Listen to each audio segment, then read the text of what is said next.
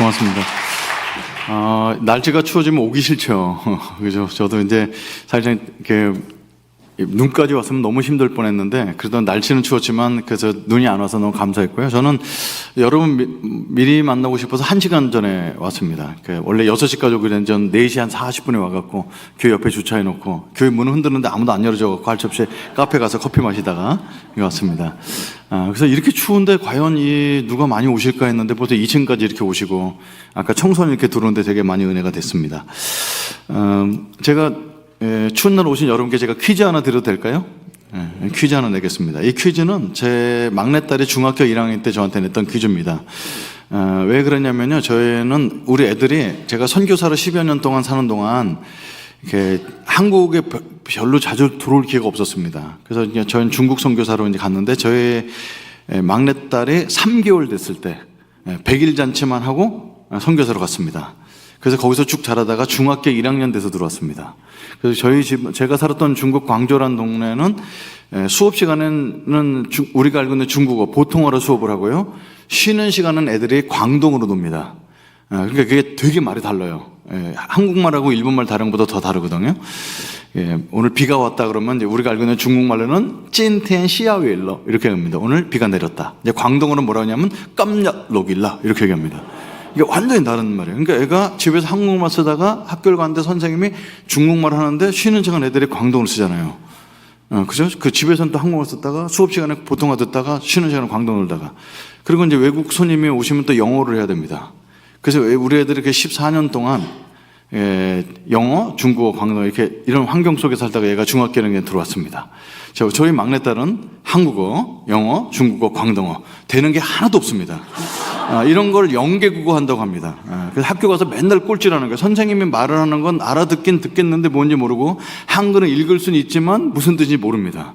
그럼 얘가 중국어를 잘하냐? 그렇지도 않습니다. 그래서 이게 선교사 자녀 중에는 어떤 친구는 여러 나라를 다 잘하는 친구가 있는가 하면 저희 막내딸 같은 경우는 아무것도 안 되는, 그래서 계속 꼴찌를 해갖고 와서 얘한테 어떻게 한국말을 좀 가르칠까 노력했던 제 아이디어가 친구들한테 난센스 퀴즈를 물어봤고 와서 아빠가 못 맞히면 10,000원씩 주겠다고 그랬어요. 여러분 그 난센스 퀴즈는요 듣고 와서 고대 전달하기가 어렵습니다. 자기가 그걸 알아들어야 되잖아요. 그래서 너무 유치한 문제를 갖고 오다가 어느 날 제가 못 맞히는 퀴즈를 갖고 왔습니다. 그거 한번 내보겠습니다. 중학교 1학년짜리가 낸 퀴즈입니다. 아빠, 제가 한국에 와서 살아보니까 한국도 되게 어렵대. 그래서 우리 집처럼 5 식구가 있는 집이 있는데 엄마, 아빠, 오빠, 언니, 막내 이렇게 5 식구가 있는 집인데 아빠도 사업하기 너무 힘들고 엄마도 살기 너무 힘들고 언니도 힘들고 야 이렇게 살기 뭐하냐고 우리 집. 그래서 우리 자살하자. 그래서 5 식구가 아파트 꼭대기 34층에 올라가서 동시에 다 뛰어내렸다는 거예요. 근데 퀴즈는 뭐였냐면 아무도 안 죽었대. 왜 안 죽었냐가 퀴즈였어요. 이야 이거 어려웠어요. 그래서 힌트는 없냐 그랬더니 힌트가 있습니다. 아빠가 안 죽은 이유는 아빠가 기러기 아빠였대요. 그래서 날아다닐 줄 알았다는 거예요. 그래서 엄마는 왜 안 죽었냐? 엄마는 새엄마. 그래서 날아다닐 수가 있었어요. 오빠가 안 죽은 이유는 뭐냐 그랬더니 비행 청소년. 날아다닐 수 있었습니다. 언니는 왜 안 죽었냐 했더니 날라리였다는 거예요. 야, 얘가 이게 말이 굉장히 늘은 겁니다. 그래서 진짜 퀴즈는 뭐냐면 막내가 죽지 않은 이유가 뭘까요가 퀴즈였어요. 왜 안 죽었을까요, 막내는요? 어떤 분은 짭새 이러더라고요. 아니, 어떻게 애가 짭새일 수는 없죠. 이게 제가 퀴즈 내려온 건 아니니까요. 막내가 안 죽은 이유는 덜 떨어져서였습니다. 그래서 제가 퀴즈를 못 맞추고 10,000원을 줬던 기억이 납니다. 아이가 이제 한국 땅에 한 10개월 살면서 그렇게 언어가 늘었던 겁니다. 그래서 10,000원을 주고 제가 제 방에 들어갔는데 기분이 되게 안 좋아요. 근데 왜 기분이 안 좋지? 어떨 때 사람이 자기가 기분이 안 좋은데 왜 안 좋은지를 잘 모릅니다. 그래서 왜 안 좋지? 설마 딸한테 10,000원 뺏겼다고 안 좋을 리는 없잖아요. 그래서 왜 안 좋은가 이제 내 내면 세계를 들여다보니까 저희 어머님이 돌아가신 지가 벌써 30년이 넘었는데 저희 어머님이 살아계셨을 때 저한테 가장 많이 했던 말씀이 이 덜 떨어진 놈의 새끼야. 이 소리를 가장 많이 하셨어요.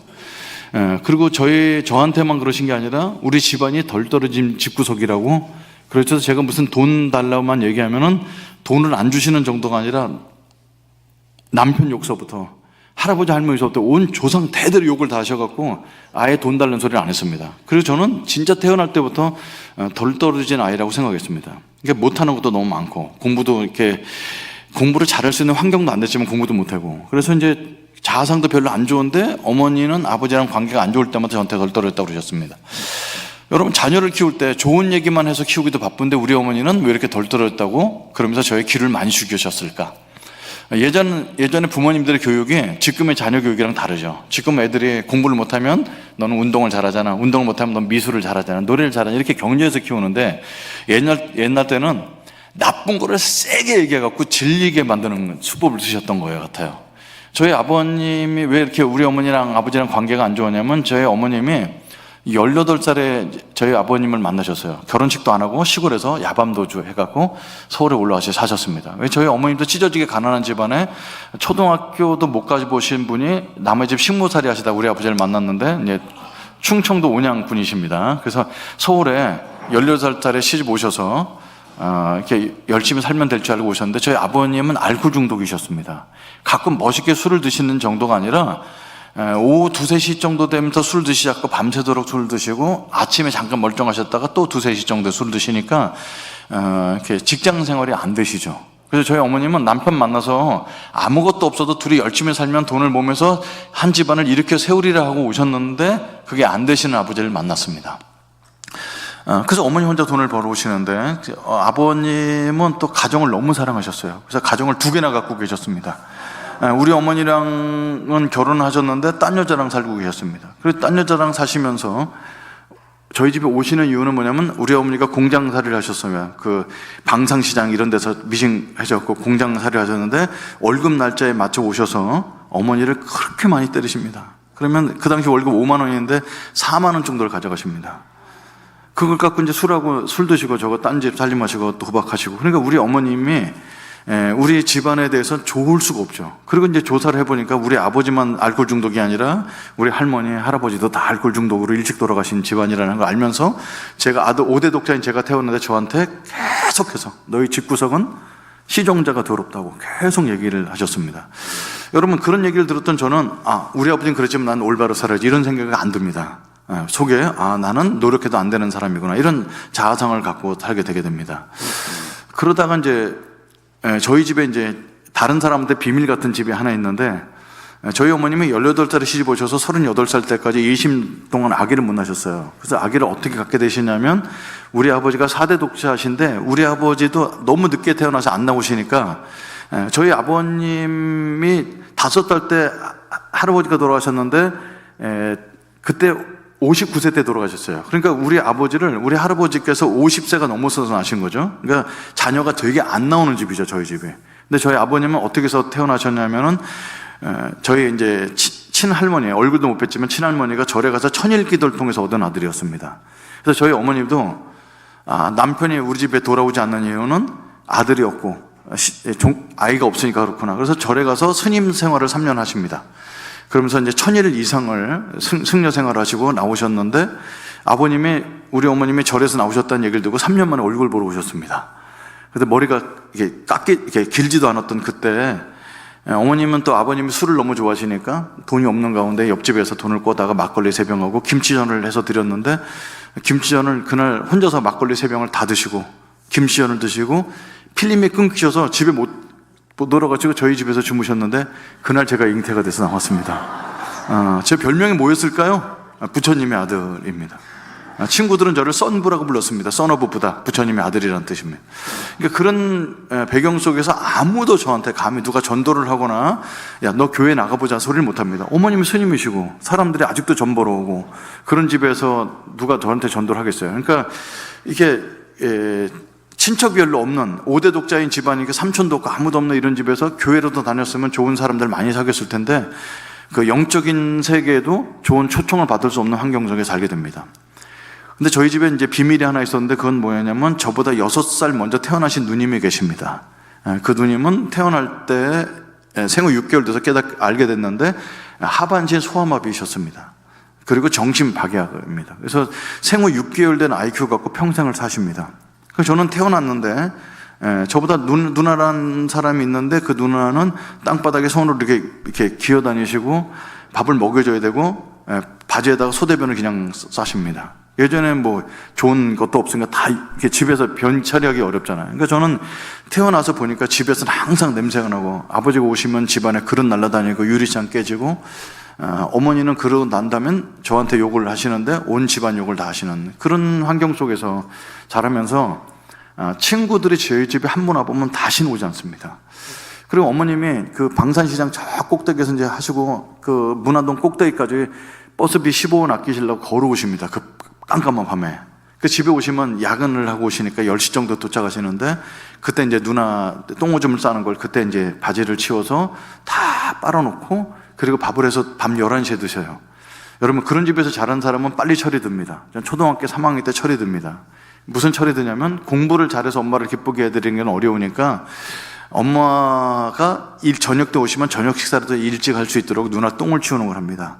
초등학교 3학년 때 누나 이제 학교 갔다 오면 집에 안 들어가서 누나를 바지를 벗겨서 다 이게 다리가 이게 소아마비에서 꺾어져 있으니까 바지 벗기기 되게 어려운데, 이제 초등학교 3학년 때 누나 이제 소대변을 치우기 시작하면서 이제 몸에서 냄새가 나기 시작합니다.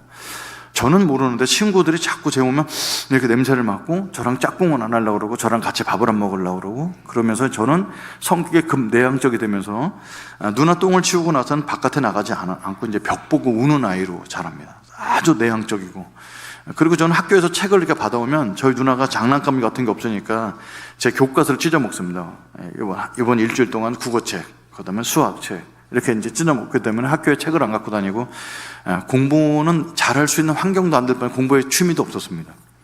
그렇게 제 인생은 그렇게 이제 끝나다가 저희 동네 형들처럼 중학교나 고등학교 졸업하면 공장살이 하러 가면 됩니다. 다 공장, 그 동네 형들은 다 공장을 갔습니다.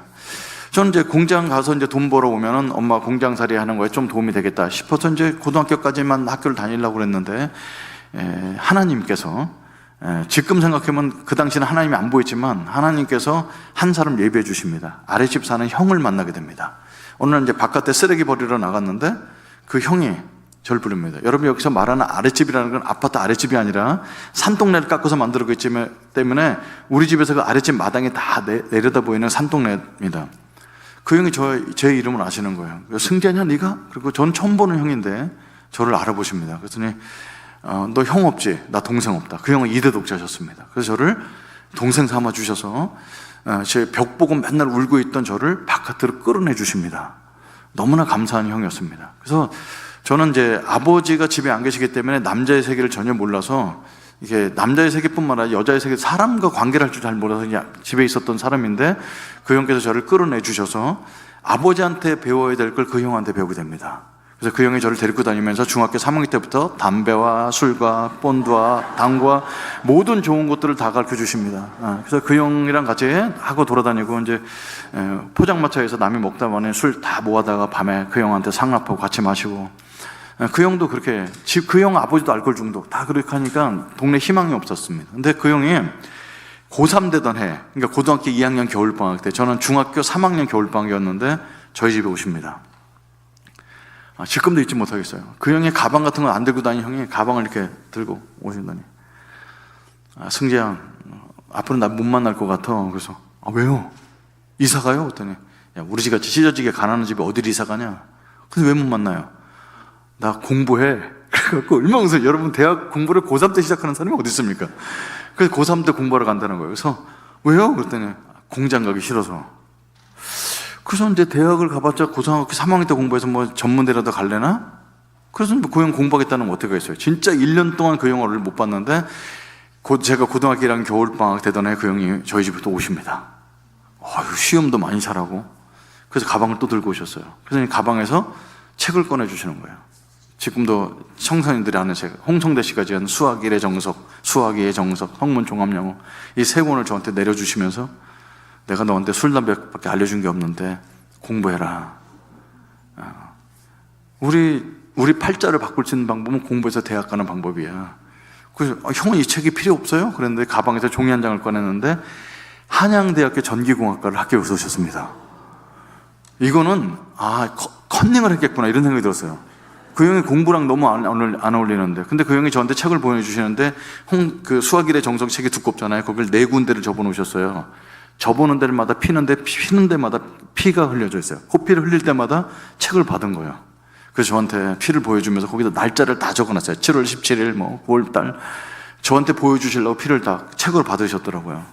그러더니, 승재야, 우리 운명을 바꾸려면, 팔자를 바꾸려면 대학을 가야 되는데 1년에 4번만 코피 쏟으면 너 대학 갈 수 있어. 그리고 책을 저한테 물려주고 가셨어요. 그게 이제 얼마나 짐스러운지 모릅니다. 아무튼 그 책을 받아갖고 우리 형편에도 되지 않는 독서실을 어머니한테 끊어달라고 해서 2년 동안 고등학교 2학년, 3학년 열심히 공부해서 깨달음이 옵니다.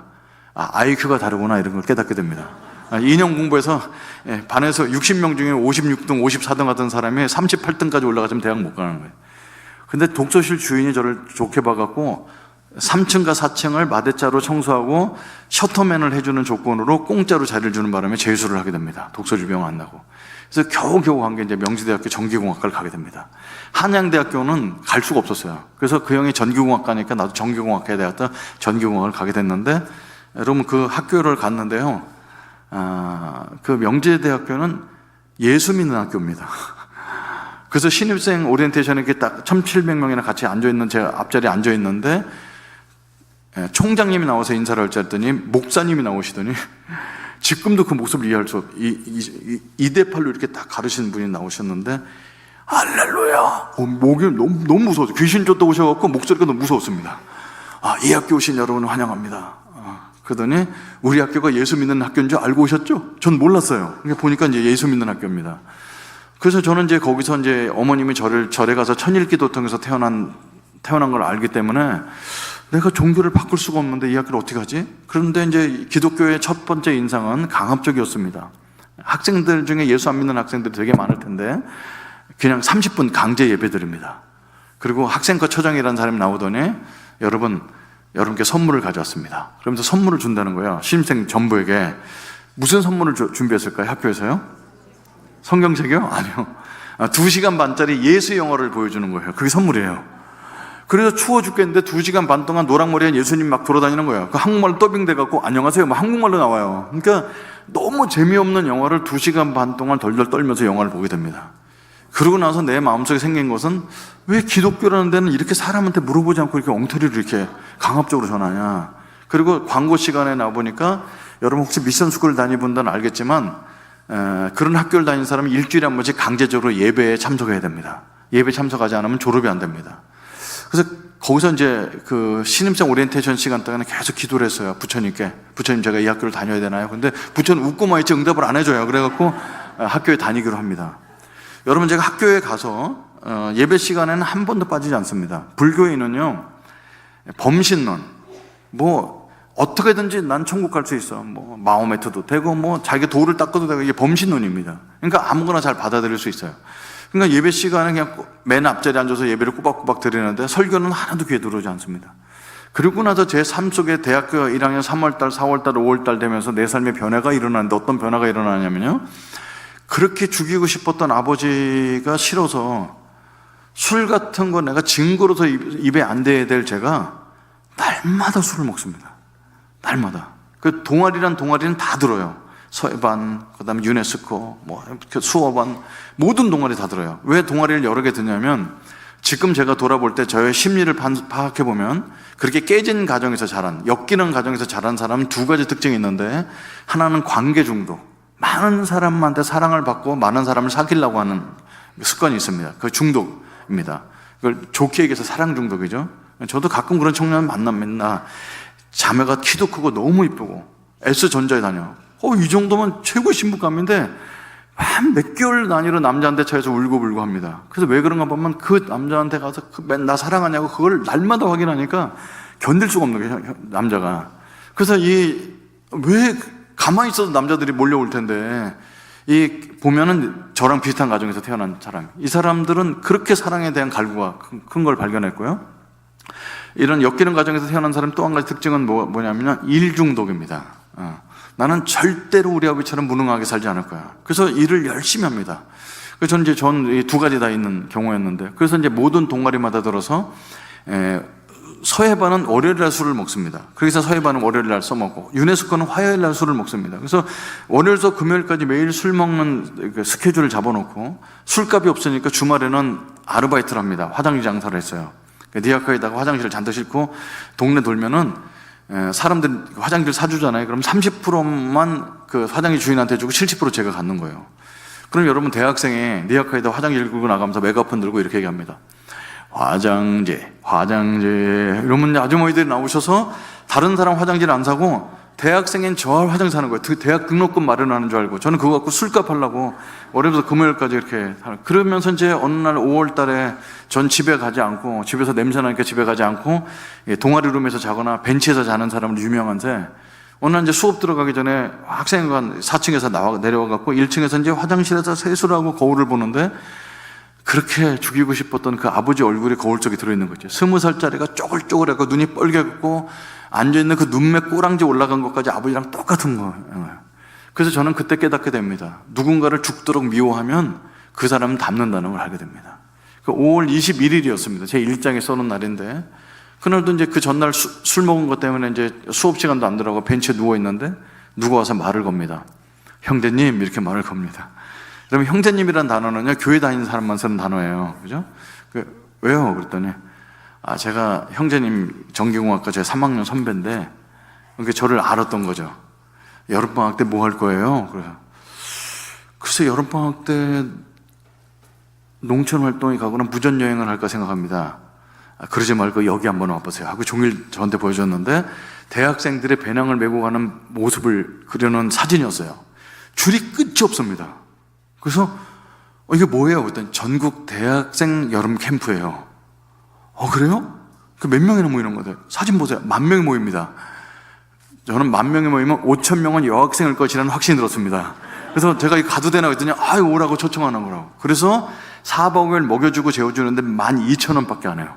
그래서 제가 화장장사 하루만 하면 벌 수 있는 돈이니까 화장장사 해갖고 그걸 12,000원을 그 다음날 캠프 비용을 내고, 가면 여자를 만나야 되기 때문에 그냥 가면 안 될 것 같아서 이제 옷도 티셔츠 한 벌 사고, 그리고 저녁 때 되면 대학생들 한잔 할 거 뻔하니까 소주 사갖고 가면 격떨어져서 나폴레옹과 캡틴 큐, 그 당시 유행했던 양주 2병 준비하고, 노래 시키면 저 노래 못해요 그러면서 앵콜송까지 윤수일의 아파트하고 내게 사랑은 넘어서 2곡을 열심히 준비해서 그 캠프에 갔는데, 그 캠프 이름이 CCC 대학생 여름 수련회였습니다.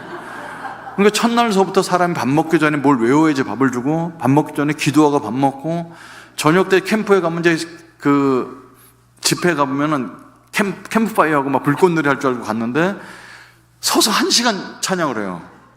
그리고 이제 김중건 목사님이라는 할아버지가 올라오시는데, 그 노인네는 입을 열면 2시간이야. 그 보니까 취침 시간이 11시가 돼 있어요. 그래서 11시 되면 보는데 11시가 넘어도 설교를 해요. 기독교의 두 번째 특징은 시간을 더럽게 안 지킨다, 이런 특징. 그래서 첫날서부터 너무 힘들었습니다. 그래서 11시 넘어서 숙소에 들어갔는데, 사람이 이제 씻고 자야 되는데, 형제님, 그래서 왜요? 그랬더니 기도하고 자야죠. 그럼 돌아가면서 20명이 오늘 받았던 은혜 나누다 보면 12시 반 됩니다. 12시 반에 이제 씻으러 가보면 수도까지 10,000명이 줄 서 있어요. 근데 이런 걸 하다 보면 새벽 1시 넘어서 자는데 6시에 큐티한다고 깨우고, 밥 먹을 때 뭐 외워야지, 통과해야지 밥 주고, 이런 것들을 이제 매일 하면서 저는 이제 점점 얼굴이 사색이 돼 갑니다. 이게 너무 안 맞아가고. 그래도 여학생은 진짜 많았어요. 남학생보다 더 많았습니다. 찬양하러 가보면 이렇게 지금은 이렇게 점잖게 찬양하잖아요. 옛날 때는 대학생들을 율동을 시켰어요. 자, 찬양 한참 하다가 자, 율동하겠습니다. 그러면 앞에 서 있는 사람이 벌떡 일어나서 허리에 손을 얹고 율동을 하는 거예요. 근데 남자 군대 갔다 온 형들도 이런 걸 하는 거예요. 저는 못하겠더라고요. 노래는 입만 뻥끗하면 되지만 율동을 이걸 어떻게 못해, 가만히 있었는데, 여러분 그 CCC의 그 선배 예쁜 누나가 옆에 오시더니, 형제님 교회 안 다녀서 이런 게 되게 어려우시죠? 저기 보기 어려우면 저를 보고 따라하세요. 그리고 저를 특별히 지도를 해주셨어요.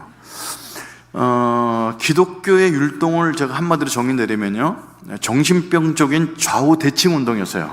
오른쪽 한 번 하면 반드시 왼쪽을 하고, 이쪽 사람 때리면 저쪽 사람 때리는, 그래서 한쪽 동작만 봐도 다음 동작을 따라할 수가 있었습니다. 제일 좋은 건 뭐냐면요, 이렇게 옆에 사람 손잡는 동작이 나왔는데, 저는 양쪽 다 자매님이었어요. 너무 교회 다니는 자매님들의 손은 그렇게 부드럽고 쫄깃쫄깃했습니다. 기분이 너무 좋아서 3일 동안 겨우겨우 버텼는데, 셋째 날 저녁 때는 도저히 참을 수가 없었습니다. 왜? 사람들이 기도를 하는데 기독교, 여러분은 우리 기도하는 모습이 어떤지 잘 모르겠지만 교회 안 다니는 사람 볼 때는 되게 이상한 게 조금 전에 옆에 앉아서는 되게 정상적이에요. 형님 저녁 식사하셨어요? 맛있게 먹었어요? 네 그랬어요. 기도합시다. 사람이 어떻게 그렇게 감정 바꾸는지 아무리 예뻐도 그 다음날 막 침을 튀어가면서 얘기하면 얘는 아니구나. 그래서 이제 딴 자매와 옆에 가서 얘기하고 그랬는데 거기 온 사람들은 대부분 다 그렇게 기도를 하는 거죠. 그래서 이제 셋째 날 저녁 때 저는 더 이상 못 참겠어 갖고 집에 가려고 마음 먹습니다. 그래서 벽 보고 자고 있는데 승재 형제 기도합시다 부르는데 저는 모르는 척하고 계속 자고 있었어요. 한 형제가 얘기하더라고요. 승재 형제가 여기 예수 안 믿고 와서 힘든 모양이에요. 화장실에 들어가서 담배 피는 거 봤어요. 그랬더니 딴 형제가 형제도 봤어요? 나도 봤는데. 그러면서 승재 형제를 위해서 기도합시다 이렇게 하는 거예요. 기독교의 세 번째 특징은 뭐냐면 뒷담화를 그렇게 해요. 저에 대해서. 그러거나 말거나 전 자고서 그 다음날 아침에 가방을 싸고 집에 가는데 CCC에는요 순장님이라는 사람이 있어요. 저를 담당하는 사람이. 그 사람이 지금 뭐 하는 거냐고. 저 집에 간다고 그랬더니 집은 내일 가는 거라고 그러는 거예요. 그래서 저는 오늘 갑니다. 그래서 가방을 열어서 술병 2개를 보여줬더니 이걸 왜 갖고 왔냐. 그래서 나는 오늘 한 잔 할 줄 알았다. 이러다가 이제 집에 가도록 허락을 받았어요. 그래서 가방 싸고 나가는 저를 그 형이 굉장히 진지하게 오더니 제 팔뚝을 잡고 가시긴 갔는데 부탁이 있어요. 그래서 무슨 부탁을 이렇게 어렵게 하나 봤더니 가시는 길에 기도해드려도 될까요? 그러더라고요. 그래서 해요. 내가 그게 기도한다고 나 죽을 것도 아니고 기도하라고. 근데 이 형이 저를 손을 붙잡고 기도해 줄 줄 알았어요. 근데 이 형이 갑자기 광고를 하는 거예요. 우리 방에 자고 있는 사람들한테. 여러분 승재 형제가 오늘 수련회 마지막 날인데 참지 못하고 집에 간다고 합니다.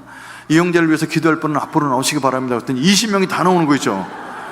그 당시에 얼마나 무서웠냐면 할렐루야 기도원에서 이렇게 기도해서 사람 때려 죽인 사건이 뉴스에 나올 때였어요. 그래서 이제 사람들 때리나 싶었는데 때리지 않고 20명이 손을 잡고 막 기도를 해주는. 근데 기독교의 네 번째 특징은 몰상식입니다. 왜 그러냐면 이 사람들이 뭐라고 기도하나 들어봤더니 여러분 전 집에 가도록 허락받았어요. 그래서 저를 위해서 기도해 준대요. 그럼 어떻게 기도해 줘야 돼요? 집에 잘 갈 수 있도록 이렇게 기도해 줬는데 이 사람이 뭐라고 기도했냐면 지금이라도 마음 고쳐먹고 남게 달라고 기도하는 거예요. 너무 상식적으로 안 맞죠. 그래서 이제 막 기도를 하고 제 왼손에 잡은 형이 이제 마무리 기도하면 된다고 이게 저는 눈 뜨고 기다리고 있는데 이 형이 기도를 안 해요. 그래서 왜 기도를 안 하나 봤더니 막 눈에도 눈물이 뚝뚝뚝 떨어지고 있습니다. 그래서 저는 감동이야 이 소리가 나온 게 아니고 이 병신 왜 우는 거야 막 이렇게 들었어요.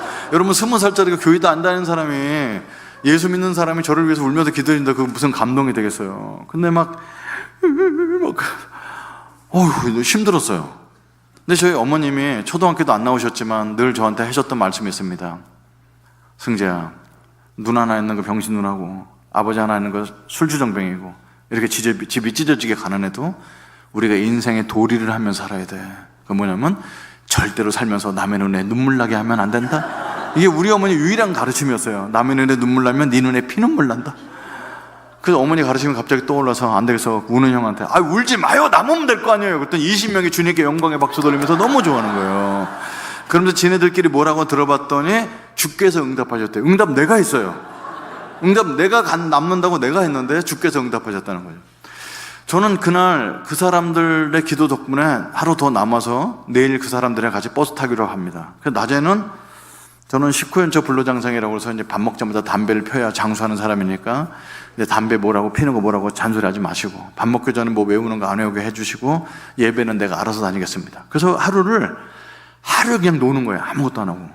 근데 저녁 때가 됐는데 이렇게 저녁 8시에 이렇게 집회를 하는데 사람들이 다 저녁 때 예배 드리러 가는데 혼자 교실에 남아있는 거죠. 전주대학교의 강의실에. 깜깜하니까 무서워요. 그래서 불을 켰는데 불이 안 돌아요. 이 인간들이 다 두꺼비 집을 내려놓고 가갖고 깜깜한데 혼자 있는 거죠. 그래서 안 됐는데 혼자 있으니까 무서우니까 그때 무슨 꾀를 냈냐면 찬양할 때는 안 가도 찬양 끝날 때쯤 찬양을 자꾸 뭘 시키니까 안 가고 설교할 때 맨 뒷좌석에 살짝 앉아있다가 설교 끝나면 들어오면 무서운 시간을 모면할 수 있겠다 싶어서 그 예배하는 데 갑니다. 저 뒤에 서 있다가 찬양 끝나고 사람들 다 앉아갖고 기도할 시간 뒤에 가서 앉습니다. 여러분 이렇게 밝은 데가 아니에요. 땅바닥에 학생들이 쫙 이렇게 아스팔트에 앉아있고 설교하시는 분만 조명이 있어요. 깜깜하거든요. 사람 얼굴이 잘 안 보일 정도로 맨 뒷좌석에 앉아있는데 자 이제 목사님 나와서 설교하시는 동안 저는 뒤에 앉아있다가 시간 때우고 가면 돼요. 그래서 이제 딴짓하고 앉아있었는데 목사님이 올라오셔서 마지막 날 설교라서 그런지 굉장히 톤을 다르게 말씀하셨어요. 한 번도, 제가 예배를 9번 드렸는데 한 번도 들어오지 않던 설교가 마지막 설교인데 귀에 들어오는 겁니다. 맨 뒷좌석에 앉아서. 저는 기도로 준비한 것도 아닌데 지금도 기억합니다. 지금 대학교 제가 1학년 때 들었던 그 한 대목인데, 그분은 올라오시자마자 큰 소리를 외치셨습니다. 모든 사람은 죄인입니다. 모든 사람은 죄인입니다. 죄의 값은 사망입니다. 아무리 예쁜 미스 코리아를 할지라도 예쁜 죄인일 뿐입니다. 아무리 똑똑한 박사를 할지라도 똑똑한 죄인일 뿐입니다. 성자일수록 참회로 긁습니다. 왜냐하면 우리 양심이 우리가 죄인인 것을 고발하기 때문입니다. 21세기 과학이 발달했다고 천국과 지옥이 없다고요? 천국과 지옥은 분명히 있습니다. 과학자들이 하나님께 돌아오고 있습니다. 생물학자들이 하나님께 돌아오고 있습니다. 학문의 끝에 가면 하나님을 만나게 되어 있습니다. 이게 제가 대학교 1학년 때 들었던 기억나는 대목입니다. 그게 귀에 쏙 들어오는 거죠. 여러분, 그렇다고 제가 예수 믿겠다는 생각이 들 수 있을까요? 그렇지 않죠. 그냥 죄에 대한 얘기를 하나보다 이러고 이제 많은 거예요. 여러분, 불교도 죄의 용서가 있어요. 석가탄신일 절에 갑니다. 가면은 돈을 좀 가져가야 돼요. 왜냐하면 1년 동안 소고기, 돼지고기 먹고 막 이렇게 죄를 지었던 거, 우리 살짝은 고기를 먹으면 안 되니까 그 죄를 어떻게 용서를 받냐면, 거기에 보면 미꾸라지 장사하는 분, 개구리 장사 이런 사람들 있어요. 그걸 돈 주고 미꾸라지 10마리를 사요. 그래갖고 시내가 가서 방생 풀어주는 거예요. 나 미꾸라지가 추어탕집에 갈 건데 내가 10마리 살려줬어. 나 용서받았어. 이렇게 눈 가리고 아웅하는 죄 용서가 있어요. 불교는 그렇게 하거든요. 그러니까 그렇게 하면서 제가 지은 죄를 용서받을 수 없다는 걸 너무나 잘 알고 있죠. 근데 이제 오늘 설교가 모든 사람은 죄인입니다. 죄의 값은 사망입니다. 그런데 그게 이제 오버랩이 되는데, 내가 술, 담배 한 게 뭐가 죄라고 이렇게 아무렇지도 않게 지나가는데, 여기서 이제 아무 얘기도 얘기하지 않았던 완전 범죄로 내 마음속에만 두었던 죄가 계속 올라옵니다. 생각하고 싶지 않은데 여기서 막 올라오는 겁니다. 막 올라오는데, 우리 어머니도 모르고 완전 법제가 아무도 모르는 죄입니다. 우리 아버지가 이제 어머니를 오셔서 많이 때리고 가시는 날, 저는 부엌에서 칼 들고 아버지 죽이는 연습을 하거든요.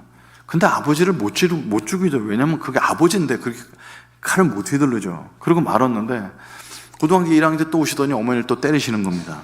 그 월급 날 맞춰서 오셔서. 근데 평생 술만 드시니까 군인 출신이었던 우리 아버지도 뼈다귀밖에 없어요. 근육이 다 빠지시고, 엄마는 점점 세지시죠. 그러니까 술 취해서 비틀거리는 아버지를 팔을 잡아서 휘두르는데 아버지가 엄마를 못 때리십니다. 이제는 기운도 다 빠지시고. 그래서 이제 어머니를 못 때리고 집에 가셔서 돈도 못 뺏어 가시나 보다 했는데, 나가서서 구해오신 게 부삽을 구해오셨습니다. 그래서 이제 힘으로 안 되니까 부삽으로 어머니를 막 찍어대시는 겁니다. 저는 바깥 부엌에서 있는데 창호지 피가 쫙 튀는 게 보이는데, 이제 저 피가 거꾸로 솟기 시작하는 거죠. 그러더니 평생 저한테 부부싸움 할 때마다 나가 있으라고 맨날 그러시던 어머님이 승재야 나 죽는다고 구조 요청을 하셨습니다. 여러분, 제가 중학교 때부터 계속 아버지 죽이는 연습을 했던 칼이 있습니다. 그걸 두고 이제 방에 들어가는 겁니다.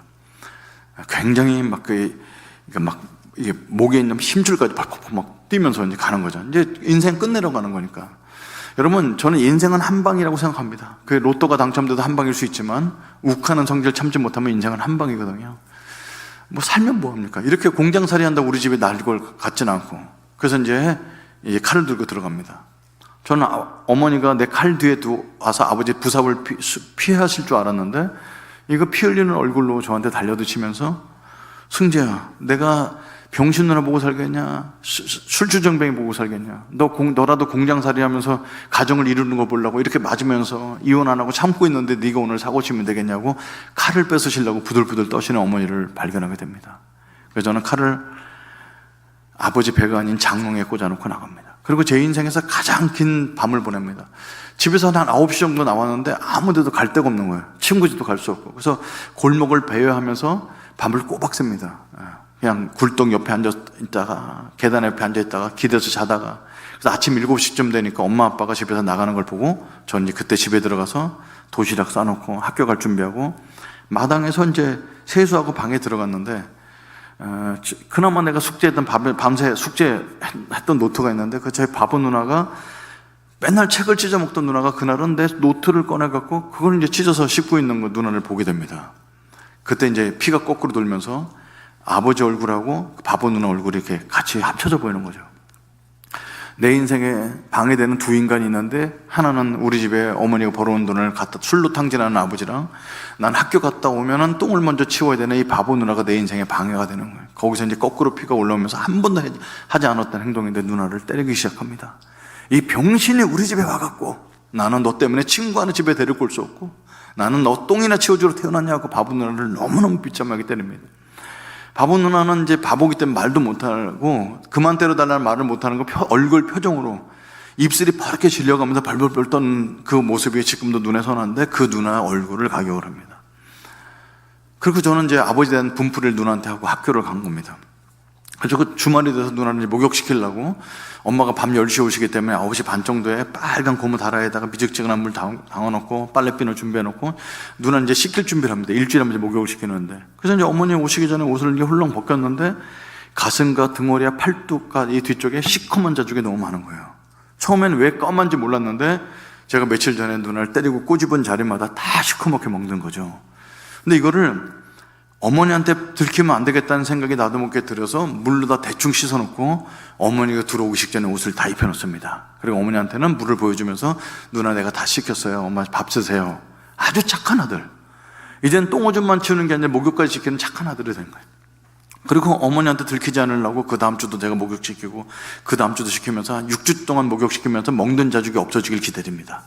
그리고 완전히 없어졌습니다. 완전 범죄입니다. 아무도 내가 장애인 누나를 그렇게 때렸다는 사실을 모르고, 장애인 누나는 말을 못하고 바보기 때문에 말을 못합니다. 그렇지만 그 장애인 누나가 저를 볼 때마다 자꾸 피하고 무서워하는 게 있죠.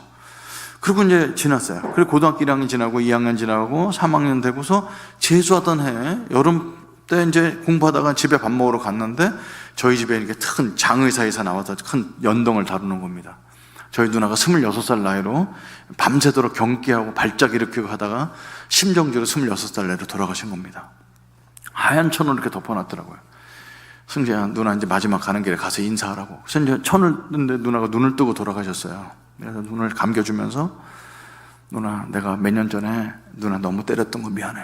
누나 좋은 데 갈 수 있도록 부처님께 많이 기도해 줄게. 그리고 이제 눈을 감겨주고, 그런 이제 화장터에 가서 화장을 합니다. 그리고 그 쟤를, 우리가 납골당 같은 거 있던 시대도 아니었지만 돈도 없으니까 나무 상자에 담아준 쟤를 가지고 산에 가서 다 뿌리고, 집에 와서 그 나무 상자를 쪼개갖고 누나가 입었던 옷과 갖고 놀았던 거 다 공에 떼우면서 싹 없앱니다. 엄마는 그거 천천히 없애도 된다는데 이렇게 빨리 없애냐 그러는데, 저는 누나에 대한 흔적을 빨리 없애고 싶었습니다. 불에 다 떼우면서 마지막 남은 옷까지를 다 떼우면서 저는 마음속에 뭐라고 했냐면, 이제는 진짜 완전 범죄다. 내가 누나를 볼 때마다 양심의 가책을 느꼈는데, 이제 양심의 가책을 느낄 필요도 없이 완전 범죄고 누나에 대한 흔적을 다 지우는 거예요. 싹. 그리고 완전 범죄. 그리고 끝났어요. 그리고 저는 대학을 가서 신분 세탁을 했습니다. 저는 술 잘 사주는 재수한 형, 아무도 제가 그 가난한 집안에, 장애인 집안에 태어나서 그렇게 살았다는 걸 아무도 모르고 완전 다른 사람으로, 맨날 술 잘 사주는 사람으로 이렇게 살고 있는데, 그 수련의 마지막 날 모든 사람은 죄인입니다. 죄값은 사망입니다. 그러는데, 여기서 이제 올라오면서 멀쩡한 청년이 장애인 누나를 때리는 뒷모습이 보이는데, 제 뒷모습이 보이기 시작합니다. 그 바보 누나의 벌벌 떨던 얼굴과 이 파랗게 질린 입술을 가격하는 잔인한 청년의 뒷모습을 보이는데, 가슴이 찢어지는 것 같습니다. 여러분, 저는 하나님께서 사람에게 주신 여러 가지 선물이 있습니다. 그 중에 가장 좋은 선물은 뭐냐면 양심이라는 선물입니다. 내가 교회를 다녔던 안 다녔던, 무엇이 착하고 무엇이 나쁜 건지 압니다. 그 장애인 누나를 때렸던 이 잔인한 저의 뒷모습은 어디 가서 완전 범죄라고 하지만 내 양심을 속일 수가 없었습니다. 그래서 이제 내 눈에서 눈물이 떨어지기 시작하면서 누나에 대한 미안한 마음과 20년 동안 그렇게 찌들어 살았던 마음속에 막 가슴을 쥐어뜯고 있는데, 설교가 들렸습니다. 여러분, 인간은 인간의 죄를 해결할 수가 없습니다. 인간은 인간의 죄를 해결할 수 있다면 인간은 죄를 짓지도 않았을 것입니다. 인간은 인간의 죄를 해결할 수가 없습니다. 그런데 하나님께서 우리의 죄를 해결해 주셨습니다. 하나님의 아들 예수 그리스도, 그분은 죄를 알지도 못하시고 죄를 짓지도 않으신 그분이 인간의 몸을 입고 이 땅에 오셔서 우리의 모든 죄를 전가받으셔서 십자가의 저주로 달려 돌아가셨습니다. 우리는 예수님을 믿어도 여전히 반복해서 죄를 지을 것입니다. 그러나 죄의 값을 치를 필요가 없는 죄인이 되었습니다. 죄가 없어진 예수님이 죄값을 치러주셨기 때문입니다. 그런데 저는 그 당시에 예수님을 모르고 교회를 안 다녔기 때문에 그게 잘 이해는 안 됐어요. 왜 내가 지은 죄를 다른 외국인이 죽은 것 때문에 내가 용서받을 수 있냐? 이게 논리적으로 안 맞다고 생각하는데, 여러분 제가 알잖아요. 절에 가서 3,000배를 해봤습니다. 그게 3,000배를 하려면 절에서 자야 되고요, 4시에 일어나서 목욕 재개를 하고 5시부터 절하기 시작하면 밤 9시 반에 끝납니다. 근데 3,000배를 해도 죄를 씻을 수 없다는 걸 너무 압니다. 3,000배를 하면 할수록, 그걸 지우려면 지울수록 누나의 그 맞으면서 입술을 퍼렇게 찔리는, 그리고 나를 보면 늘 깜짝깜짝 놀라는 장애인 누나를 때렸다는 죄책감이 이렇게 있어서 씻을 수가 없는데, 예수님이 나를 죄 위해서 대신 돌아가셨다는 걸, 그거라도 지푸라기라도 잡아야 되겠다는 생각이 들게 됩니다. 그래서 저는 이제 손을 모읍니다, 예수님 앞에. 그리고 처음으로 예수님께 기도를 합니다. 근데 공짜를 받을 수가 없어서 이마를 10번을 찍습니다. 이게 불교인인 거죠. 이마를 10번을 찍고서 예수님께 기도합니다. 예수님, 저는 교회 다니지 않습니다. 성경책 읽어본 적도 없습니다. 헌금한 적도 없습니다. 근데 나 같은 것도 예수님께 기도할 수 있나요? 예수님께 부탁이 있습니다. 작년에 죽은 우리 바보 누나, 혹시 지금 지옥에 있다면 나 대신 천국 보내주세요. 그래서 막 계속 웁니다. 우는데 설교가 또 들렸습니다. 여러분, 이 시간에 예수님을 나의 주 나의 하나님으로 받아들여서 영원한 생명, 구원을 얻으시기 바랍니다 하고 자리에서 일어나라고 이렇게 하시는 거예요. 근데 여러분, 그거 함부로 일어날 수가 없습니다. 근데 앞에서 대학생들이 계속 일어나는 거예요. 그래서 깜깜하니까 나 혼자 일어나서 예수님을 진지하게 마음에 받아들이는 기도를 합니다. 정말 누가 시켜서도 아니고 아무도 모르는 가운데 내가 살 수 있는 길은 그것밖에 없다 생각 들어서 예수님 받아들이는데, 여러분, 저같이 이제 종교성이 강하거나 그리고 예수님을 만날 수 있는 기회가 별로 없었던 사람에게 하나님께 특혜를 내려주셔서 예수님을 받아들이는 기도를 하는데, 눈을 감았는데 이렇게 파란색 빛 같은 것이 내 가슴 속에 들어오는 걸 경험하게 됩니다. 그래서 이제 받아들고 막 계속 눈물이 계속 나는 거죠. 그래서 사람들한테 들키지 않으려고 이제 숙소에 들어가서 잡니다. 딴 사람들은 다 늦게 왔죠. 근데 눈을 떴는데 6시에 큐티하라고 저를 아무리 깨워도 안 일어나던 제가 5시에 눈이 떠지는 거예요. 그래서 이제 앉아서 아무것도 할 게 없어서 바깥을 나갔습니다. 밤새도록 비가 내렸고, 그리고 아침에 해가 떴어요. 5시에. 아무도 없으면 딴 사람 다 자고 있으니까. 그게 나갔는데 저한테 제일 먼저 눈에 들어왔던 건 뭐였냐면, 그 전주대학교를 아스팔트를 새로 다 깔았더라고요. 거기에 까만색 아스팔트 위에 비가 내려서 땅에 젖어 있는데 아스팔트가 너무너무 예쁜 거예요. 여러분, 저는 세상에 가장 아름다운 색은 검정색이라는 거예요. 검정색에 물이 젖어 있는데 흑진줄을 깔아놓은 것처럼 너무너무 예뻤습니다. 그래서 아스팔트를 발로 못 밟게 있는 거 있죠. 그래서 이제 대학교 1학년짜리잖아요. 제가 이렇게 쭈그리고 앉아서 아스팔트 이렇게 만지면서, 아스팔트에 너는 왜 이렇게 예쁘냐? 막 그 아스팔트 만지면서 막 울었던 기억이 납니다. 그래서 아스팔트 만지고 자리에서 일어났는데 나무에서 물이 똑똑 떨어지고 나무를 타르는 물이 너무 영롱하고 예뻤고, 바람이 불어서 가지가 이렇게 나무에 이렇게 출렁거리는데, 어저께 제가 예수 믿은 걸 온 나무가 춤을 춰가면서 막 저를 축하해 주는 겁니다. 저는 그러고 나서 그 나무를 만지러 가고 혼자서 그런 아주 세상에서 그렇게 아름답고 깨끗한 아침을 처음 만나게 되는데, 어제 낮에 계속 산에 올라가서 송사리들 발로 차고 막 이렇게 괴롭히고 그랬거든요. 할 게 없으니까. 그래서 갑자기 송사리들한테 어제 괴롭힌 걸 사과하러 가야 된다고 산에 올라갔습니다. 그래서 이제 발을 이렇게 담궜는데 아침에 송사리가 안 보여요. 그래서 그냥 물에다 대고 그냥 송사리들한테 사과를 했습니다. 송사리들아, 미안하다. 어저께 내가 다 발로 차고 그랬는데 나 어제 예수 믿어서 나 용서해 주렴. 그리고 물에다 대고 얘기가 나오려는데 송사리 한 마리가 나와요. 그래서 내 다리에다 키스를 싹 해주고 들어가는 거 있죠. 그래서 송사리들한테 또 미안하다고 얘기하고 막 그렇게, 그런 아침을 만나고 산에서 내려왔는데, 제 마음속에 한 사람이 떠오르는 사람이 있습니다. 그게 평생 고생하면서 하셨던 우리 어머니 얼굴이 떠오르는 것이 아니라 그렇게 죽이고 싶었던 아버지 얼굴이 떠오르는데요. 우리 아버지가 왜 그렇게밖에 살 수밖에 없는지 저는 알거든요. 왜냐하면 우리 아버지 5살 때 부모님 다 돌아가셔서 고아로 자랐고, 6.25 전쟁 혼자 치르시고, 고아로서 일본에 강점기 때 끌려갔다 오시고, 월남전 참석하시고, 이분은 끌려 피난 다니고 전쟁 치르시고 월남전 참석, 이것밖에 없으신 거예요. 이분이 정상적인 사회생활을 할 수가 없죠. 그러니까 그런 아버지인 걸 내가 아는데, 아버지가 너무 미워서 죽이고 싶은 생각밖에 없는데, 그날은 아버지 얼굴이 떠오르면서 나도 모르게 뭐라고 중얼거렸냐면, 서울에 올라가면 아버지랑 식사 한 끼 해야 되겠다, 이렇게 중얼거리게 됩니다. 그게 지금 돌아보면 아버지를 용서하는 첫걸음인데, 내가 마음씨가 좋아서 아버지를 용서한 게 아니고 어떤 마음이 들었냐면, 아버지는 인간 쓰레기다. 왜? 연약한 여자를 때려서 그 돈 갖다 술 퍼마시는 저 인간 쓰레기다 그랬는데, 우리 아버지가 인간 쓰레기라면 우리 어머니는 그때 대들기라고 자기 방어라도 했죠. 근데 우리 장애인 누나는 아무 소리도 못하고 말 대들지도 못하고 자기 방어할 수 없는 장애인을 때린 저는 우리 아버지가 인간 쓰레기라면 난 쓰레기 중에 쓰레기라는 생각을 갖게 됩니다. 그래서 아버지랑 밥 먹을 용기가 생겼습니다. 그러니까 숙소에 들어갔는데 어떤 분이 딱 오더니 저한테 이렇게 막 달려오시는 거예요.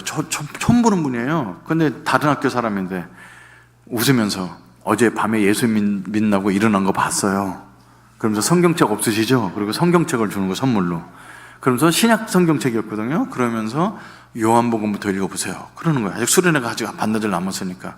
그래서 태어나서 처음으로 공짜로 준 성경이지만 내 성경을 갖고 억지로가 아닌 내가 진심으로 읽기를 원해서 요한복음이라는 데를 펴서 읽습니다.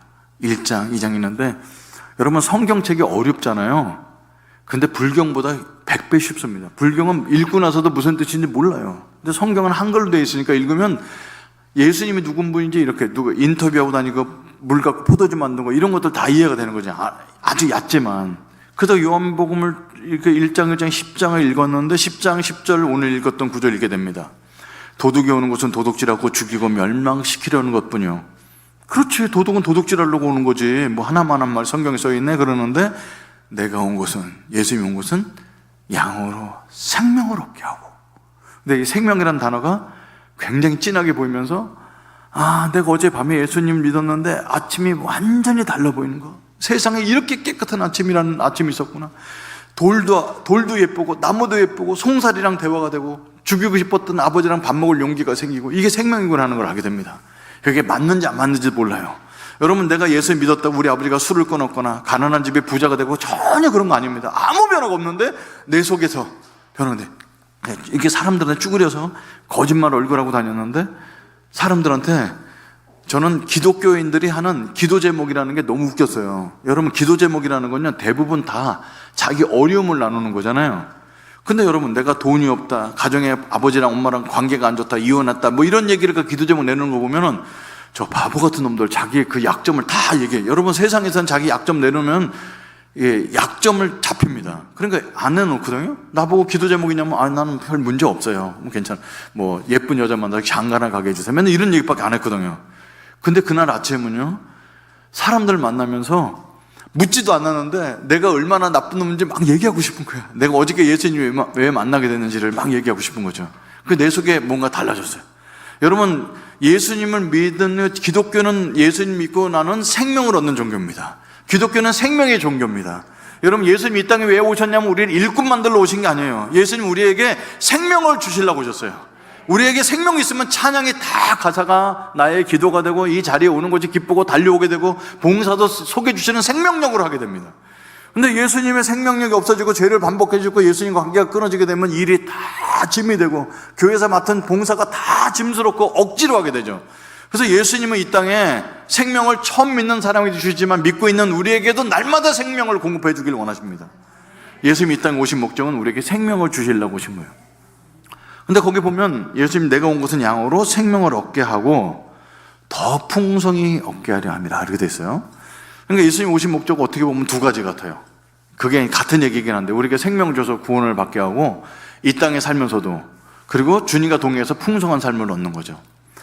여러분, 풍성한 삶은요 사람들마다 다 정의가 달라요. 이 자리에 뭐 200여 명 정도 앉아 계시는데 어떤 사람은 건강이 회복되는 게 풍성한 삶일 수 있고 어떤 사람은 부모와 자녀 관계가 회복되는 게 풍성한 삶일 수 있고 정말 어떤 사람은 정말 회사가 너무 어려워서 회사가 부도 직전인데 부도 맞지 않고 재정 문제가 해결되는 게 풍성한 삶일 수가 있습니다. 사람들마다 결핍이 다 다르니까.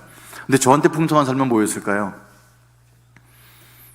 저는 결혼해서 행복한 가정을 가져보는 거였어요. 행복한 가정의 정의는 아주 간단합니다. 가족끼리 모여서 같이 밥을 먹는 거예요. 전 친구 집 가면 아빠, 엄마 이렇게 앉아서 식구들끼리 식탁에 앉아서 밥을 먹는 게 너무 부러웠습니다. 우리 아버지는 딴 여자랑 딴 집에서 밥 먹고 계시고 엄마는 밥으로 밥 먹이고 있고 저는 항상 혼자 밥을 먹고 엄마는 반찬 남은 거 다 털어서 혼자 드십니다. 그러니까 이런 집에서 자라서 이 마음속에 악이 뭐냐면 난 결혼해서 애기 많이 낳아서 가족 식탁에 들어서 밥을 먹어야지. 이게 이제 소망인 거죠. 그래서 사람들이 기도 제목을 물어보면 난 결혼해서 애기 낳는 거예요. 이런 거예요. 그러니까 사람이, 야, 대학교 1학년짜리가 무슨 결혼해서 애기 낳는 거 그렇게 소원, 나는 그게 제일 소원이었어요. 근데 이거를 왜 사람들이 왜 그러냐고 그러는데 내 가정 백그라운드를 얘기하기가 되게 창피해서 얘기를 잘 못하고 있는데 그 CCC에서 율동 가르쳐준 그 예쁜 누나는 사람들한테 얘기를 너무너무 잘 들어주는 거예요. 그래서 그 누나한테 가서 부탁을 했습니다. 누나, 나는 기도 제목이 있어요. 뭐냐 했더니 저는 가정을 갖는 거예요. 아, 그래요? 아유, 승경자가 그런 가정이 태어난 줄 몰랐네. 그럼 제가 기도해 드릴게요. 그러길래 누나 기도만 해주지 말고 여자를 좀 소개해 주세요. 그랬더니 그 누나가 CCC는 연애하는 곳이 아니에요. 막 그러더라고요. 그래서 강력한 T예요. MBTI T. 그래서 아, 그러지 말고 소개해 주세요. 그랬더니 기도해 볼게요. 그래서 아, 됐구나. 그 집에 갔는데 소개를 안 해줘요. 나중에 알고 봤더니 기독교 용어로 기도해 볼게요는 안 된다는 뜻이었어요. 그것도 모르고 이제 계속 졸렸더니 한 자매를 데리고 나왔어요. 그 자매는요, 우리 대학교에서 가장 유명한 자매입니다. 왜? 신입생 그 입학식에 가보니까 전교 수석으로 들어와서 나가서 상을 받았던 그 자매예요. 그리고 너무 이쁘고 날씬한 자매인데 그 자매가 저랑 교제한다고 나온 거 아니에요. 그래서 야, 세상에 이럴 수도 있지? 근데 그 자매가 저한테 질문합니다. 승재 형제, 예수 믿고 데이트 해보셨어요? 그래서 저는 예수 믿기 전에도 믿은 후에도 데이트 해본 적이 없습니다. 솔직히 얘기했더니 아, 예수 믿는 사람이 이렇게 데이트해요. 어떻게 하는데요? 기도합시다. 기도를 예쁘게 하시더니 성경책 가져오셨어요? 갖고 왔죠. 로마서 8장 피세요. 그래서 로마서 8장. 이제 홀수전은 형제님이 암송하시고 짝수전은 제가 암송할게요. 그래서 1시간 동안에 로마서 8장 1절에서 14절까지 암송했어요. 그러더니 오늘 데이트 잘했어요. 다음에 또 만나서 성경 암송해요. 그러고 가는 거예요. 그래서 아니 무슨 이렇게 데이트를 하죠? 그래서 다른 친구한테 물었더니 야, 예수 믿는 사람들 극장도 가고 다 영화도 보러 다닌다는 거예요. 그래서 이제 그 다음에 왔을 때 아, 오늘은 성경을 2절만 암송하고 딴 얘기 좀 합시다. 그래갖고 이제 그 자매가 저를 끌어올려 주려고 그랬는데 이게 1년 동안 성경 암송하면서 그 자매가 낮은 데로 임해 주셨어요. 그래서 이제 수업도 빼먹고 데이트하러 돌아다니면서 이제 눈빛을 보니까 이 자매도 저를 좋아하는 거예요. 그래서 이제 둘이 이제 그 자매도 첫사랑, 저도 첫사랑하게 됐습니다. 그래서 저는 이제 1년을 교제했는데 당연히 빨리 대학 졸업하고서 이 자매랑 결혼해야 되겠다 싶은데 이 자매는 저보다 더 사랑하는 게 있었어요.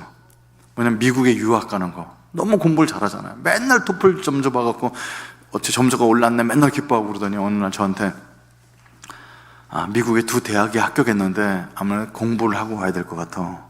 승재 형제, 나 미국에 공부 갔다 온 동안 나 기다려줄 수 있지? 그러길래 기다려야지. 근데 공부는 얼마나 할 건데? 짧으면 7년, 길면 10년 정도 한대요. 그래서 아, 이건 기다리면 안 되겠구나. 아, 그래서 그 자매를 김포공항에서 보내줍니다. 그리고 이제 1년 동안 저를 그 마음에 채워주던 자매가 없어지니까 어깨가 다시 예수 믿기 전 상태로 돌아가시죠. 쭈그러 들어가고. 그 누나가 부르더니 야, 남자 자식 이게 뭐냐 이게. 불쌍하게 어깨 좀 펴. 그럴 줄 알고 한 명 더 준비했어. 그리고 한 명 더 소개해줬어요. 근데 저보다 1학년, 한 학년 어린 자매를 소개해줬는데 그 자매는 3개월 사귀고 헤어지게 됩니다. 왜? 이 가치관이 안 맞아요. 그래서 이제 헤어졌습니다.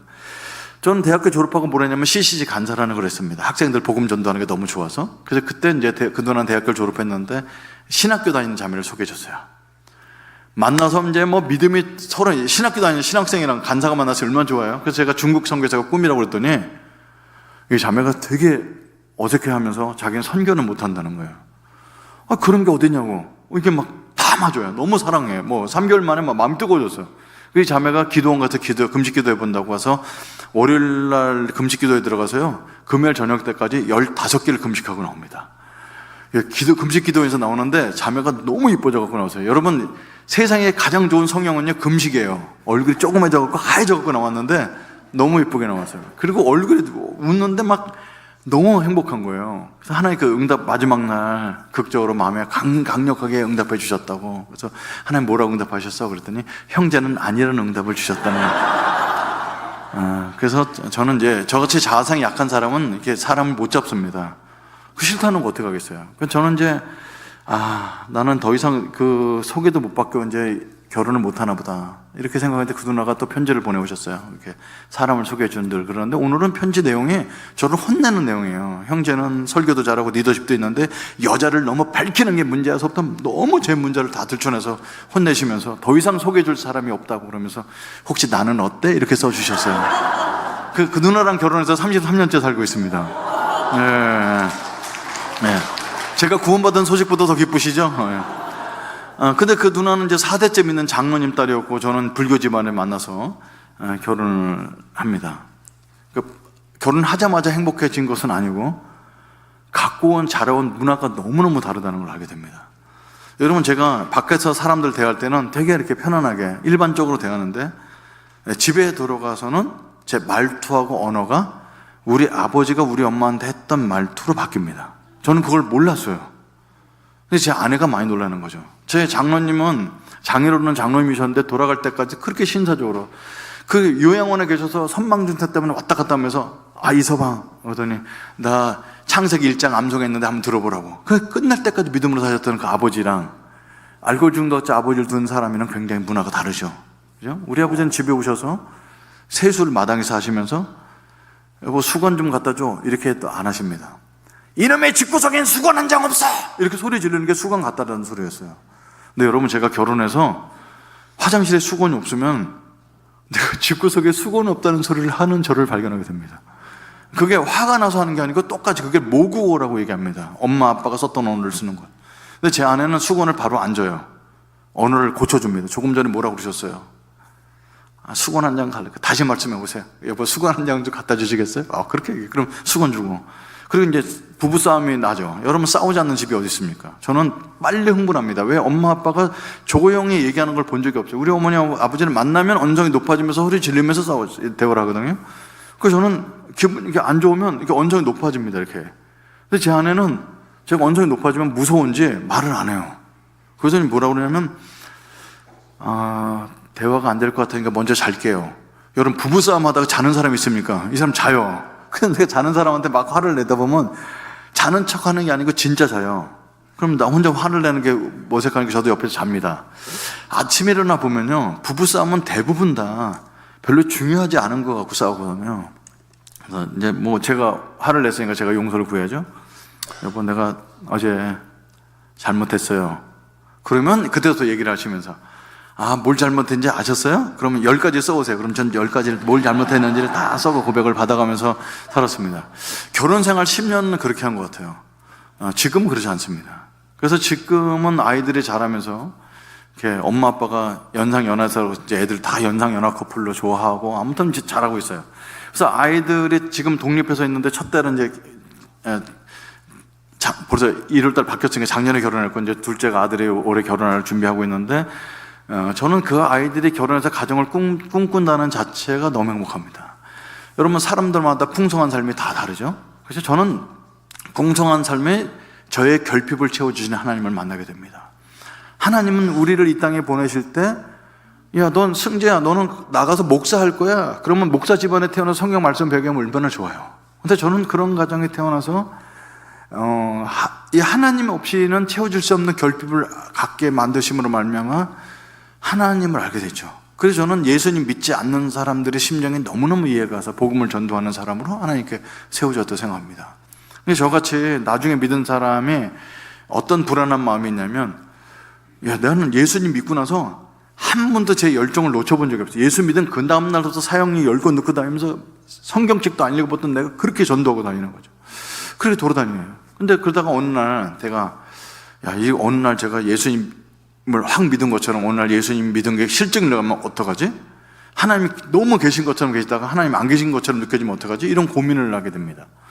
왜냐하면 제 아내는 모태신앙인데 뜨거운 것도 없고 처지는 것도 없고 늘 똑같거든요. 그래서 여러분, 처음에 모태신앙을 제가 깔봤어요. 뜨겁지도 않다고. 근데 모태신앙의 그 안정적인 것이 저게 저력이 있구나, 이런 생각을 갖게 됩니다. 그래서 하나님께 기도했습니다. 하나님, 저 예수님을 나중에 믿었고 부모님 기도를 받아본 적도 없고 저를 지도해 주는 사람도 없는데 하나님은 저의 아버지가 되어주셔서 하나님의 살아계심을 날마다 저한테 많이 보여주셔서 제가 주님 곁을 떠나지 않게 해달라고 두렵고 떨리는 마음으로 그걸 많이 기도했습니다. 근데 제 인생에 수없이 간증이 많은데 한 가지만 나눌게요. 저는 중국에 선교사로 가갖고 열심히 사역하고 해서 148개 캠퍼스를 개척해서 전도하고 다녔어요. 얼마나 열심히 많으냐면 가방을 싸갖고 나가갖고 애들이랑 밤새 성경 공부하고 집에 오서 가방을 바꿔갖고 그 오후에 또 나가서 다른 캠퍼스 가서 일주일마다 집에 들어오고 이런 생활을 많이 했습니다. 왜? 중국 땅이 너무 넓으니까. 이렇게 살고 있었는데 한국에서 전화가 왔습니다. 이승재 선교사, 중국의 캠퍼스가 중요한 게 아니라 한국의 청년들이 죽어가고 있어. 한국 캠퍼스를 살리도록 들어오라는 거예요. 고민이 많이 됐죠. 우리 애들이 막내 같은 건 3개월 때 나와서 이제 중학교 1학년 되는데 지금 한국 들어가면 얘네들은 완전 국제 고아가 될 텐데 갈 수가 있겠나 고민했는데 3명이 기도하는 가운데 들어가기로 결정합니다. 근데 하나 제가 주님께 끝까지 놓지 않고 기도했던 게 있어요.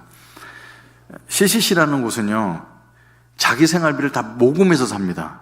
그래서 아는 친구들한테 전화해서 너 한 달에 5만 원씩 후원해 줄 수 있냐, 만 원씩 후원해 줄 수 있냐 이렇게 받아갖고 생활비를 하는데, 리더가 되면 자기 생활비뿐만 아니라 그 지역에 들어간 사역비를 모금을 해야 돼요. 어디 들어가면 방값부터 다 책임자가 모금을 해야 됩니다. 그래서 저는 1년에 3천만 원 정도를 따로 모금을 해야 학생들이 모이는 방값도 내고 사무실 비용도 내고 내가 기차 비용도 할 수 있고 이럽니다.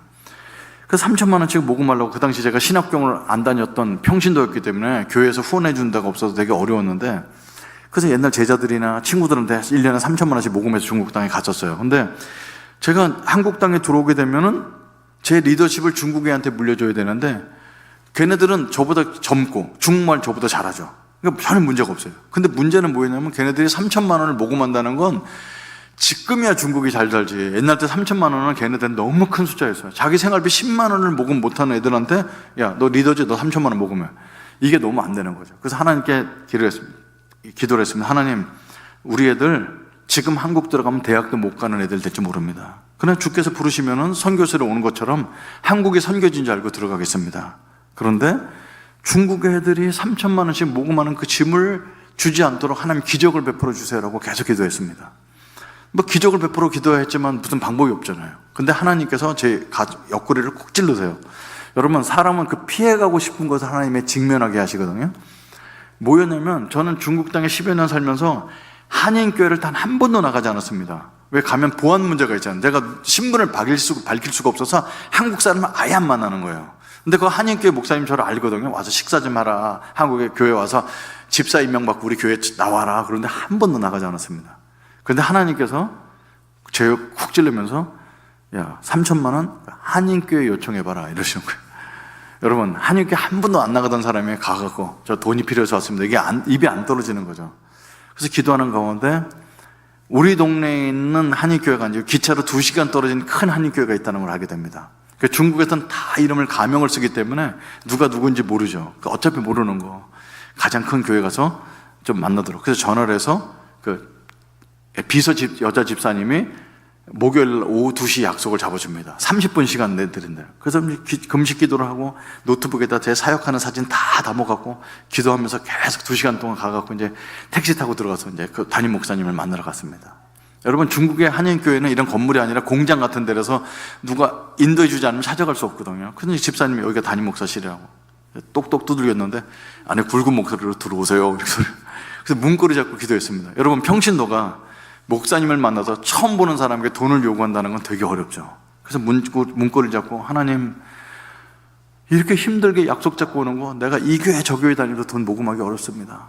저 한 번만 하겠습니다. 대신에 목사님을 만나면 대화가 잘 될 수 있도록 이렇게 하나님께서 길을 열어주세요. 혹시라도 내가 아는 목사님이거나 혹은 그분이 CCC를 알거나 이렇게 되면 대화가 잘 되겠습니다 하고 짧은 시간에 기도하고 문을 열고 들어갔는데 그 담임 목사님, 제가 아는 사람을 만납니다. 그 담임 목사님 누구냐면 어렸을 때 저한테 술, 담배, 본드를 알려주셨던 그분이 거기 담임 목사로 와 있는 거예요. 여러분, 그분도 집안이 그런 집에서 어떻게 예수 믿었을 거예요. 그래서 서로 보면서 너무 놀라는 거예요. 너가 그 선교사냐? 아니, 그 형이 이렇게 넥타이 메고 양복 입고 있는데 너무 안 어울리는 거야, 그 인간이. 이렇게.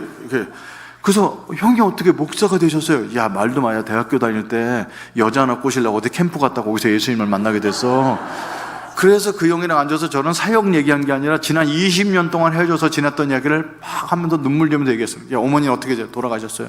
형님 어머니 우리 어머니 요양원에 계신데 아직도 살아계시다. 이렇게 얘기하다가 야, 너 우리 집 가서 밥 먹고 가자. 그래서 그 형 집에 가서 밥을 먹고 밤새 얘기 나누다가 그 형 집에서 자게 됩니다. 사형 얘기는 꺼내지도 않았어요. 그래서 금요일 날 이제 오는데, 야, 오늘 저녁 때 철야 기도했는데 혹시 너 간증해 줄 수 있냐? 그러시는 거예요. 한 400명 모인다는 거예요. 할 수 있죠. 그래서 이제 파워포인트를 꺼내고 처음으로 제 사역 보고를 하는데 그렇게 눈물이 나더라고요. 여러분, 제가 한국말로 오래간만에 설교를 해보는 거예요. 10여 년 만에. 그리고 애들 얼굴 한 명 한 명씩 중국 애들 보여주는데 다 어떻게 예수 믿었는지, 공산당원 집안에서 예수 믿은 얘기서부터 나오는데 그렇게 눈물이 나더라고요. 그래서 여러분, 저는 여러분한테 후원을 받을 필요가 없습니다. 왜냐하면 저는 한국에 돌아가기로 결정했기 때문에 그렇습니다. 근데 이 여기 있는 아이들이 밥을 굶지 않도록 여러분이 후원해 주셨으면 감사하겠습니다. 그리고 이제 기도를 30분 이게 설교하고 30 하는데 너무너무 뜨겁게 기도해 줬어요. 근데 밤 10시 반이 됐으니까 집에 못 가 구형집에 하룻밤 자려고 이제 기다리고 있는데 저보고 야 밖에서 잠깐 기다려봐. 장로님 중에 한 분이 임시당회를 열자고 그러셨죠. 그래요? 그래서 이제 밖에서 15분 정도 기다리는데 그 형 이제 15분 뒤에 임시당회 끝내고 나오셨어요. 야 나는 한마디도 안 했는데 그 장로님 중에 한 분이 CCC 출신이었는데 네 간증을 듣더니 이런 데는 우리가 후원을 해야 된다고. 그래서 3천만 원을 해마다 주기로 작정을 끝난 거예요. 그래서 여러분 저는 한 번도 얼굴 오지 못한 분을 통해서 그 채워지는 역사를 보게 됩니다. 그래서 토요일 날 아침에 일어나서 이제 기차 타고 이제 집으로 오는데 풍경이 이렇게 지나가잖아요. 근데 풍경이 지나가는 차창 속에서 지나 있었던 10여 년에 있었던 공항국에 잡혀갔던 사건서부터 사스가 와서 맨날 소독했던 사건서부터 수많은 일이 지나면서 그렇게 눈물이 흐르더라고요. 근데 울고 있는데 중국 기차는 이렇게 4명이 마주보고 앉아게 돼 있었거든요. 옛날 기차는요. 근데 앞에 있는 중국 남자가 자꾸 휴지를 주는 거예요. 눈물 닦으라고. 그래서 휴지를 받으면서 시시 닦고 있는데 그렇게 눈물이 나는 거예요. 왜냐하면 제가 그동안 계속 중국에도 눈물 닦아주면 휴지를 줬는데 중국 떠나게 되는데 중국 사람이 휴지를 주잖아요. 그래서 기차 속에서 생각해 봤습니다. 여러분 하나님은 제 삶에 언제부터 함께 계셨을까요? 대학교 1학년 때 예수 믿었을 때부터. 아니에요. 그 형을 만난 거 보면 그때서부터 하나님의 섭리가 있었던 거죠. 성경책을 읽어보니까 태초에 천지를 짓기 전부터 나를 구별해내셨던 하나님의 음성을 듣게 됩니다. 하나님은 우리가 이 땅에 태어나기 전부터 우리를 향한 다 계획을 갖고 계신 분이십니다. 그리고 이러이러한 모든 과정을 통해서 합력하여 선을 이루시죠. 그래서 로마서 8장 28절에 하나님을 사랑하는 자 곧 뜻대로 부르심을 입은 자들에게는 모든 것이 다 합력하여 선을 이루느니라. 그래서 하나님은 저희 교회는 다 청년들밖에 없어서 최고령이 이제 41살입니다. 그 친구가 31살 때 우리 교회 와서 결혼해갖고 지금 애 이제 둘 낳고 있는데 다 그런 친구들이 지내는데 다 가정에 다 스토리가 있어요. 우리 교회 오면은 어떤 청년이 오자마자 오늘 처음 보는 청년인데 어떻게 오게 됐어요? 그랬더니 저는 초등학교 3학년 때 부모님이 이혼하셨고요. 혼자 살고 이렇게 하다가 이렇게 왔어요. 아니 이름도 소개 안 하고 자기 가정을 얘기하는 거죠. 그래서 그런 얘기를 어떻게 금방 나눌 수 있어요? 목사님 유튜브로 목사님 간증 다 보고 왔어요. 그러니까 그런 깨진 가정과 어려운 가정들이 와서 서로 위로받는 청년들이 많다는 사실을 알게 됩니다. 물론 하나님께서 저를 다르게 선교사로 쓰시고 큰 교회 담임 목사로 쓸 수도 있겠지만 하나님이 저를 향해 겪고 가신 놀라운 사실은 모든 지나왔던 과정과 제가 안 믿는 사람들에서 믿는 사람으로 됐던 모든 과정을 통해서 합력하여 서로 이루시는 주님인 것을 찬양하게 하셨습니다. 그래서 이것을 미국 사람들이 영어로 뭐라고 표현했냐면 There is no trash bin in heaven. 하나님 나라에는 쓰레기통이 없다는 거예요. 저는 아버지랑 어머니랑 싸우시고 막 제가 칼 들고 들어갔던 그날은 지금도 생각하면은 살짝 떨리거든요. 지울 수 있다면 그 날짜를 지워서 쓰레기통에 쳐박고 싶습니다. 그리고 장애인 누나를 때렸던 날도 쓰레기통에 쳐박고 싶습니다. 근데 쓰레기통에 버리려고 그랬더니 예수님 믿고 나니까 하나님 나라에 들어갔더니 쓰레기통이 없어요. 다 그걸 통해서 합력하여 선을 이루신 주님을 만나게 됩니다. 여러분 하나님은 하나님의 아들인 예수 그리스도를 왜 이 땅에 보내셨을까요? 우리에게 생명과 풍성한 삶을 주시려고 보내셨습니다. 2026년 주님과 깊이 동행하셔서 생명을 날마다 맛보시고 풍성한 삶이 넘치는 여러분과 삶과 가정이 되기를 간절히 축원합니다. 기도하겠습니다.